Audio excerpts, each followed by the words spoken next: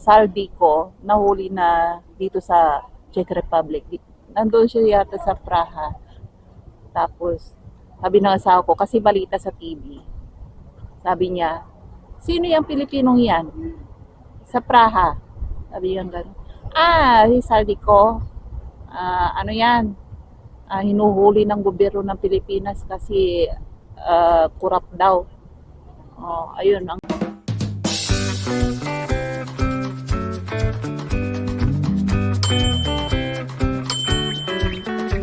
go, go. Ayan, masarap ba? Ayan, ilagay natin yung camera dito. Ayan.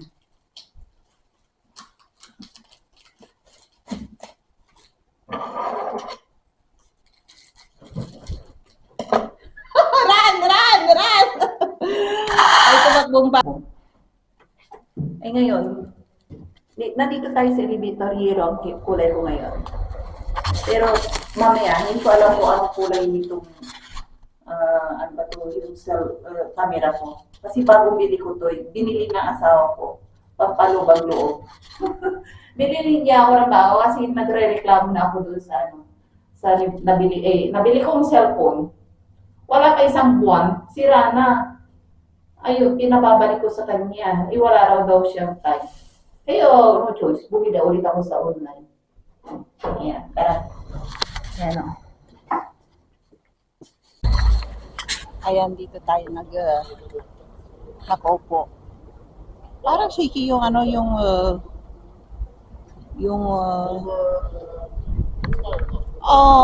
power is less than 30%. Nakakainis naman. Ayan. Kailangan natin may battery. Ayan. Tingnan niyo yung bansang Leveres. May English speaking dyan kasi parang tour guide. Kasi dito sa bansang sa small town na to, yan, tourist attraction dito to. Yan.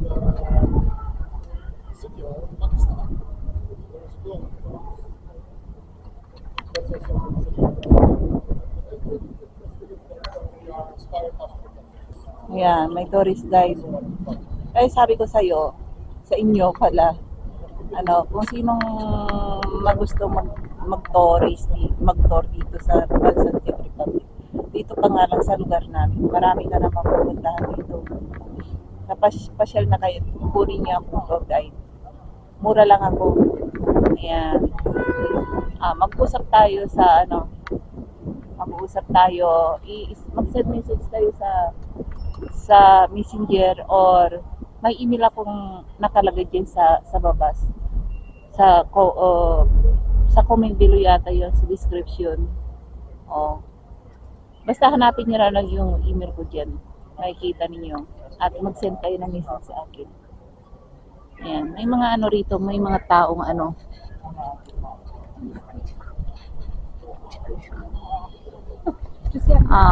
ayan. Ang daming kumakain dyan sa Vietnamese restaurant, Ayan dyan. Vietnamese restaurant yan. Tapos, dito sa likod ko is, Sakura. It means running sushi. May running sushi dyan, tsaka Asian restaurant dyan. Japanese, Chinese restaurant. Kaya halina kayo. Ayan. Sana hindi ito shaky yung camera ko. Tara, doon tayo mismo sa banda doon. Ayan, daming tao dyan sa dyan sa dito banda.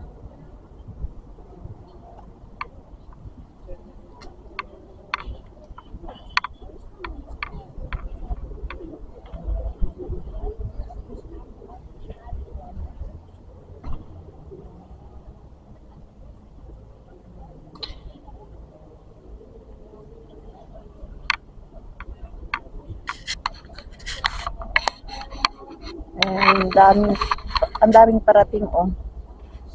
Mga ano yan, papunta dyan sa municipal. Dito kasi, ang daan dito, shortcut, papunta dun sa main city nila. Ayan, dyan. Ayan, lahat nandito na sa city na to. Kaya, ayun o, mga student yata.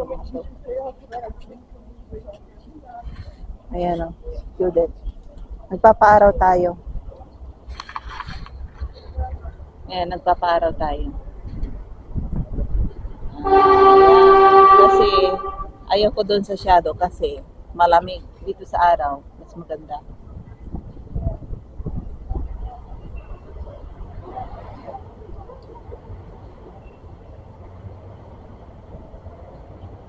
Bibili sana ako ng bigas. Pagbukas ko ng pitaka ko, naiwanan ko yung pera sa bahay. Kaya no choice ako ngayon. Uuwi ng bahay at kukunin ko ulit. Naku, another exercise na naman yan. Mga student eh. Daming ano rito, Ukrainian, tsaka Russian. Mga tao. Magandang ano, tourist attraction din. Dito tayo kasi doon sa ano, sa mismo municipal. Lakas ng music. Ayan. Tara. Sablit lang tayo. Anong oras na?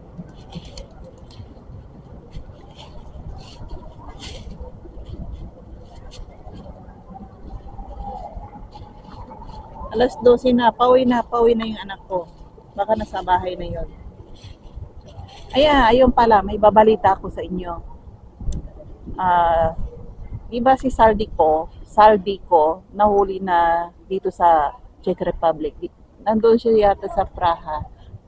Tapos, sabi ng asawa ko, kasi balita sa TV. Sabi niya, sino yung Pilipinong yan? Sa Praha. Sabi niya gano'n. Si Saldico, ano yan, hinuhuli ng gobyerno ng Pilipinas kasi corrupt daw. Ayun ang sinabi ko sa kanya. Ano bang posisyon ni Saldico? Hindi ko siya kilala eh. Congressman ba? Congressman ba siya? Hindi ko alam. Sabi niya, anong posisyon niya? Tinatanong niya sa akin. Congressman nga tayo, hindi ko alam. Sabi ko gano'n kasi bali-balita eh, na nagtatago siya yata dito sa Portugal. Tapos, ngayon, sabi ko, may bahay yata siya nabili dyan sa Paris eh. Ang ganda, sabi ko gano'n. Gano'n ba? Sabi niya gano'n. Ay, nako, sabi niya gano'n. Tapos, gusto niya pumasok dito sa Praha, dyan sa Prague. Sabi kong gano'n. Nahuli yata ng pulis eh. Sabi kong gano'n sa kanya. Sabi nga. Tara, anong gusto mo? Sabi, i-vlog ko. Kaso nga lang, di ko alam kung saan presinto ako pupunta doon. Pumunta ka doon doon sa Praha. Sabi niya, saan ko naman siya hanapin doon? Sabi kong gano'n. Magtanong ka. Loko-loko talaga yung asawa ko talaga yun. Ayan. Magtanong daw ako, isa na ako magtatanong sa presinto, ba't kahit na alam ng pulis, sabihin ba sa akin kung nasaan siya. Ay, bawal yata eh. Ayan. Sabi niya, pumunta ka doon sa Praha. Sabi mo, ayan. Sabi ko, pag nahuli yan dito at inuwi ng Pilipinas, ikukulong doon sa Pilipinas yan. Sabi kong gano'n sa kanya. Ay, nako. Sabi ko, mas maganda sa kanya, sabi ko gano'n, kasi malaki ang atraso niya sa Pilipinas. Mag-apply siya ng asylum diyan sa Praha, sabi ko gano'n sa kanya. Tahimik yung asawa ko eh. Nung narinig niyang asylum seeker si pag mag-apply. Kasi pag iuwi yan, yan dyan, delikado ang buhay niya sa Pilipinas. Sabi kong gano'n. Maraming naghahabol sa kanya. Mas maganda, mag-apply siya ng hindi siya pwedeng umuwi. Kasi baka, anong gawin nila doon sa kanya sa Pilipinas. Sabi ko gano'n sa kanya. O, tahimik asawa ko eh. Ano ba yung official na yan? Sinasabing corrupt daw eh. Ininakaw niya yung mga uh, pera ng mga Pilipino na nagbabayad ng tax. Lintik na yan, sabi niya gano'n. Sabi ko, kaya mag-apply siya ng asylum dito sa Czech Republic. Eh, tahimik siya, parang ayaw niya eh. Ay, nako. Kaya no comment muna ako dyan ng mga ganyan. Pero kung ako si Saldico, mag-apply na lang siya ng asylum. Huwag muna siyang umuwi. Kasi delikado siya doon sa Pilipinas. Ayan. Malapit lang ang rito sa amin eh. Yung Praha, yung capital. Isang oras lang yung isa't kalahating oras ang biyahe. Ayan.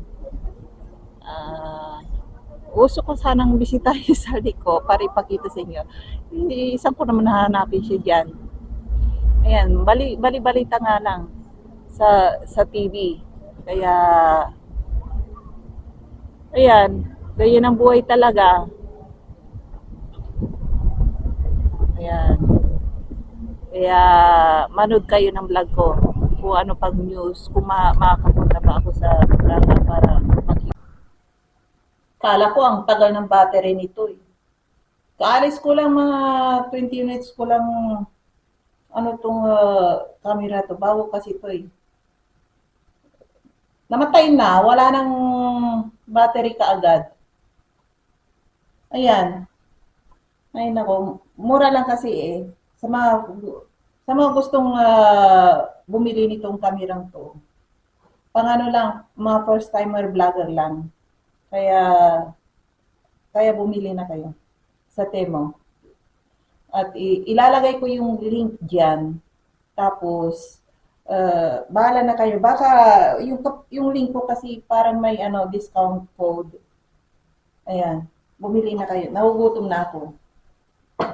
At itutuloy natin about kay Saldico. Mga kababayan, nandito si Saldico sa amin. Sa amin, no?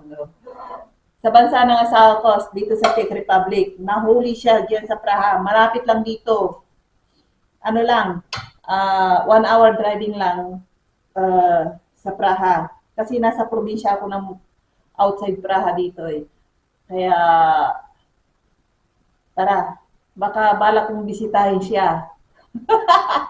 Hindi ko alam kung nasaan siya eh. Kung saan presinto ko hanapin niya si Saldico. Buti nga sa kanya at nahuli siya. Naku.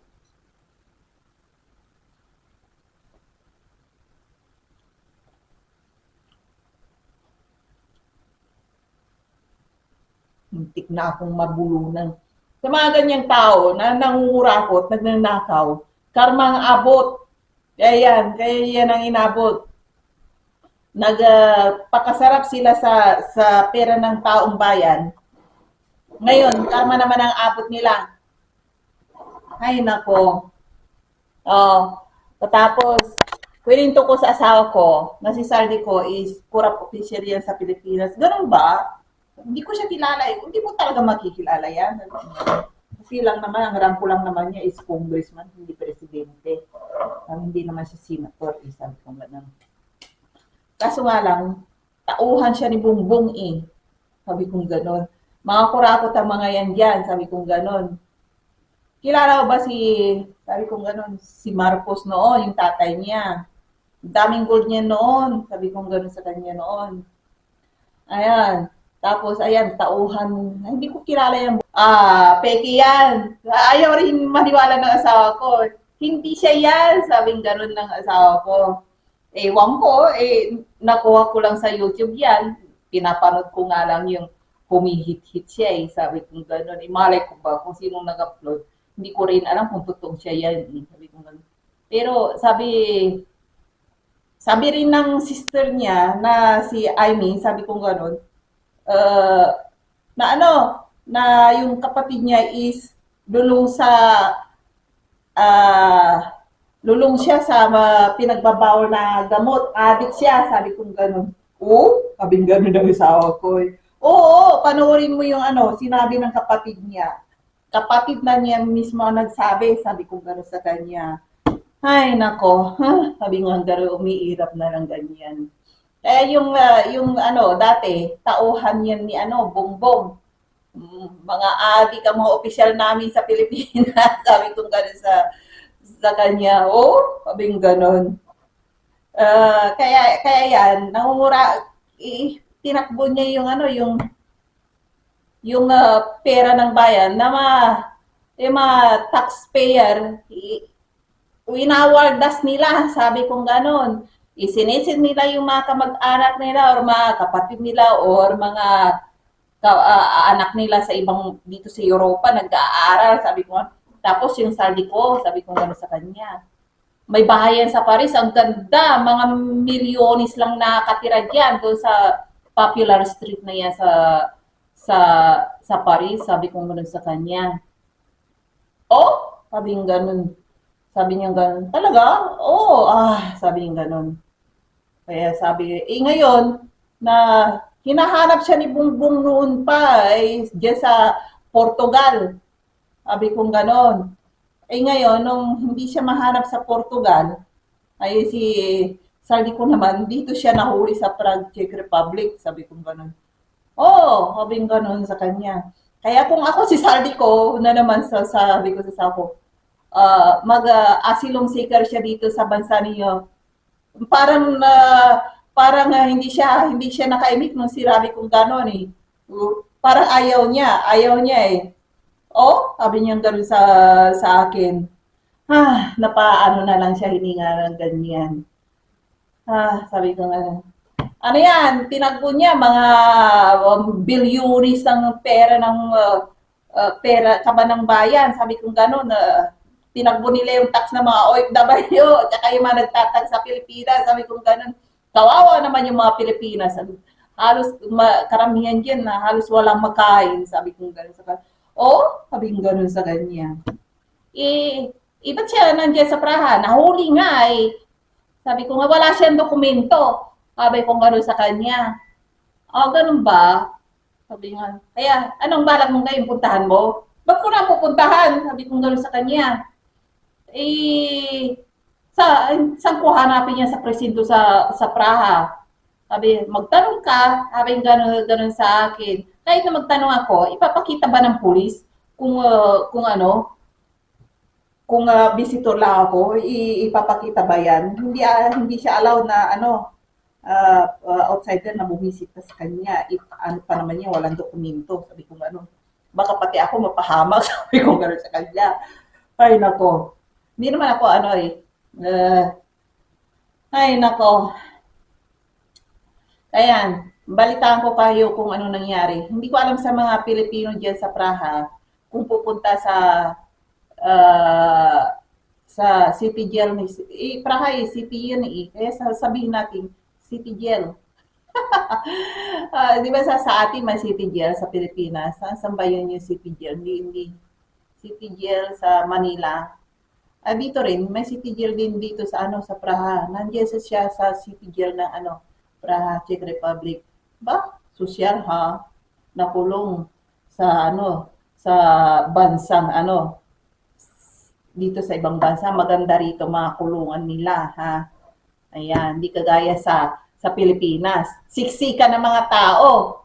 Dito, kapag nakulong ka rito sa bansa nila, sosyal ang kulungan dito, malinis at maganda ang pagkain. Hindi kagaya diyan sa Pilipinas, no? Siksikan kayo sa isang presinto, isang kulungan. Naku, magkanda hawa-hawa na kayo kapag inubo yung isa, may sipon yung isa, lahat hawaan na. Dito hindi. Sosyal ang kulungan dito. Kaya proud ako sa iyo. Ano ba yan sino ba yan si Sardico. Hindi kita kilala, pero nakikita kita sa TV. Ayan, nag-isa-isa na yung ano na ilang taon lang kayong nagpasasa sa ano sa Kaban ng Bayan. Ilang taon lang kayo sa pwesto nyo. Naku, pinagnanakaw nyo ang pera ng taong bayan. Kaya ngayon, anong napala ninyo? Karma. Isa-isa na kayo. Sa mga congressman dyan, karma ang abot ninyo. Isa-isa na kayo. Ayan, kainin niyo yung pera ng mga taong bayan diyan. Ipakain niyo sa mga anak ninyo, mga nakaw ang mga yan.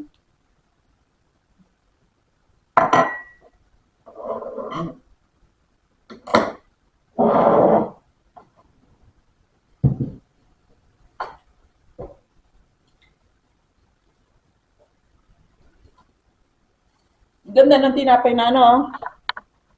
Kailangan ko ng tubig. Ay, juice. Nabulunan tuloy ako. Ano na, sana yung juice ko. Ah, saka babanggit natin kay ano, balita sa TV rin yata dito sa Czech Republic eh. Manood kayo. Nasa YouTube.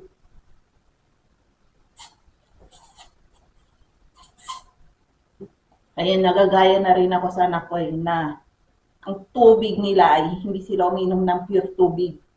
Ano, milk. Ayan. Kaso nga lang, hindi ako pwedeng uminom ng marami kasi hindi ako sanay sa milk. Konti-konti lang.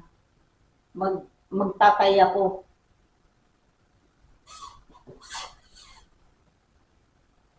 Maganda. Ayan, yung chocolate cake po. Ayan, no. Maganda ang pagkatimpla ng ano. Pag-uwi ko ng Taiwan, tuturuan ko ang anak ko na gumawa nito. Pang business. Ayan, puro business ang iniisip ko eh. Sabi ko sa asawa ko, magpapatay ako rito ng kahit na maliit lang ng Pinoy store, dito sa gilid ng bahay namin. Kasi nakita ko sa mga diyan sa municipal sa amin, may mga Vietnamese, Chinese na shop lang, malilit lang. May mga putiri na bumibili at pumapasok. Sabi ko, wala pa naman Pinoy store dito. Ako lang. Kung ako ang magbubukas dito, ako lang. Kasi ang may Pinoy store dito, doon sa Praha, maraming ba Pilipino doon kasi. Dito sa malit na town, malit lang to eh. Walang nagbabalak na mag-open. Kasi halos walang mga Pilipino rito eh.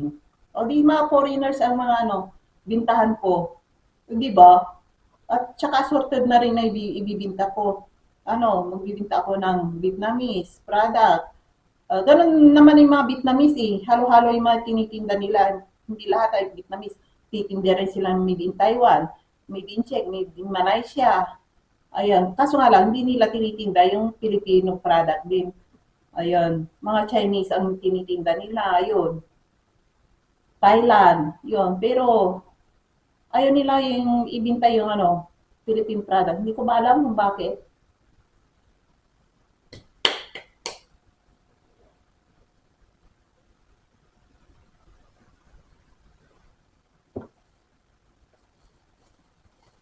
Perto na ako sa paggawa ng cake.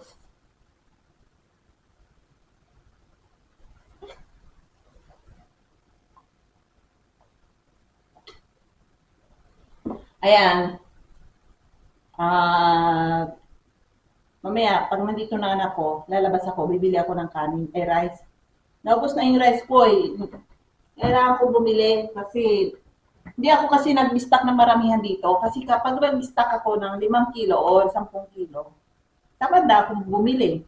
Tamad na akong maglakad-lakad sa labas. Kailangan ganito. Kasi kapag walang rice, no choice ako kung hindi luwabas para bumili. Ayan.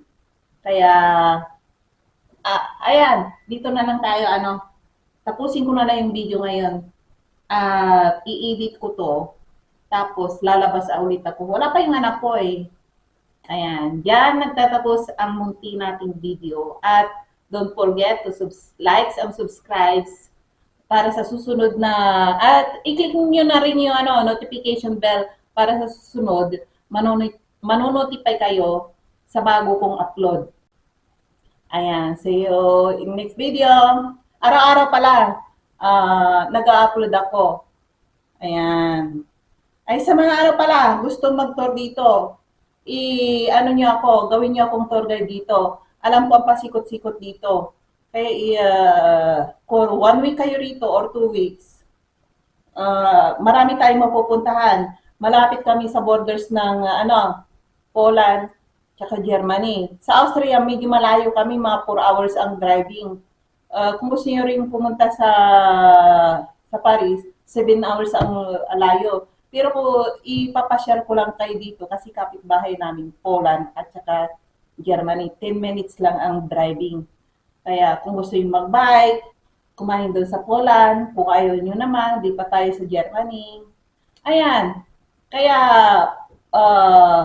for one person, sa 7 days lang yan, 7 days is, ang kuha ko is 600 euros.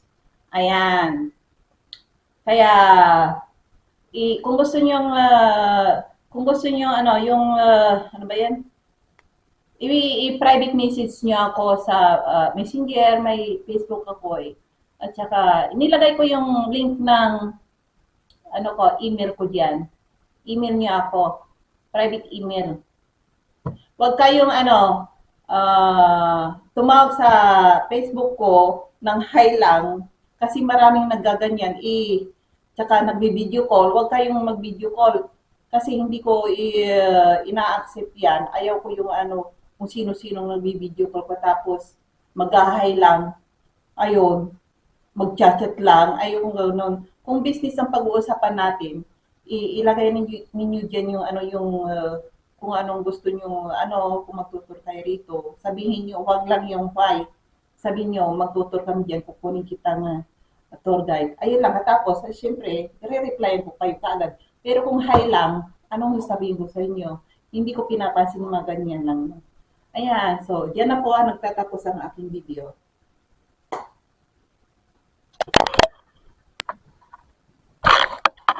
Ayan. Hindi para pala nagtuturn off.